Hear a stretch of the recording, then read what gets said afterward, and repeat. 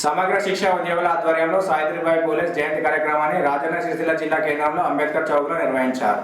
రాజన్న సిరిసిల్ల జిల్లా కేంద్రంలోని అంబేద్కర్ చౌక్ లో సమగ్ర శిక్ష ఉద్యోగులు సావిత్రిబాయి పూలే జయంతి కార్యక్రమాన్ని నిర్వహించారు. ఈ సందర్భంగా సావిత్రిబాయి పూలే చిత్రపటానికి పూలమాలలు వేసి నివాళులర్పించారు. అనంతరం వారు మాట్లాడుతూ సావిత్రిబాయి పూలే జయంతి కార్యక్రమాన్ని విద్యార్థుల మధ్య జరుపుకోవాలని, కానీ తాము తమ సమస్యల పరిష్కారం కోసం దీక్షలు చేస్తున్నామని, అందులో భాగంగా అంబేద్కర్ చౌక్ వద్ద సావిత్రిబాయి పూలే జయంతి కార్యక్రమాన్ని నిర్వహించుకోవడం జరిగిందని అన్నారు. తమ సమస్యలు పరిష్కరించాలని ఈ సందర్భంగా వారు కోరారు. ఇక్కడ రోడ్డు మీద చేసుకోవడం జరుగుతుంది.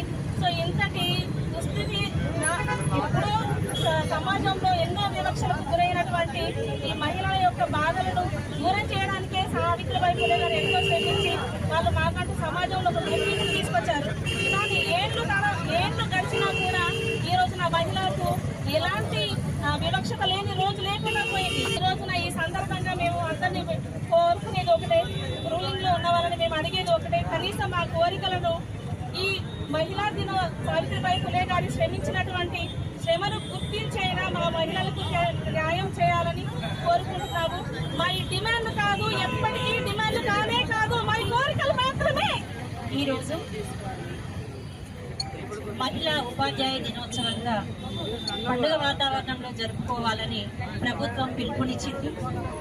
అలాగే 2013 సంవత్సరం నుండి మీ కస్తూర్బా గాంధీ బాలికా విద్యాలయాలలో శ్రీమతి సావిత్రిబాయి పూలే గారి జన్మ దినోత్సవాన్ని పురస్కరించుకొని ఎంతో వైభవోపేతంగా మేము మా విద్యార్థినులతోని బాలికా విద్యాలయాలు కాబట్టి బడుగు బలహీన వర్గాలకు చెందినటువంటి పిల్లలు, సామాజికంగా వెనుకబడినటువంటి పిల్లలు ఉండేటువంటి పాఠశాలలను, మా శ్రమని, మా వెట్టి చాకిరిని, మా బానిసత్వాన్ని, తర్వాత మా వివక్షని అన్నింటినీ పక్కన పెట్టి మేము సావిత్రిబాయి పూలే గారి అడుగుజాడల్లో నడవడానికి, ముందు తరాలను నడిపించడానికి సిద్ధంగా ఉన్నాము.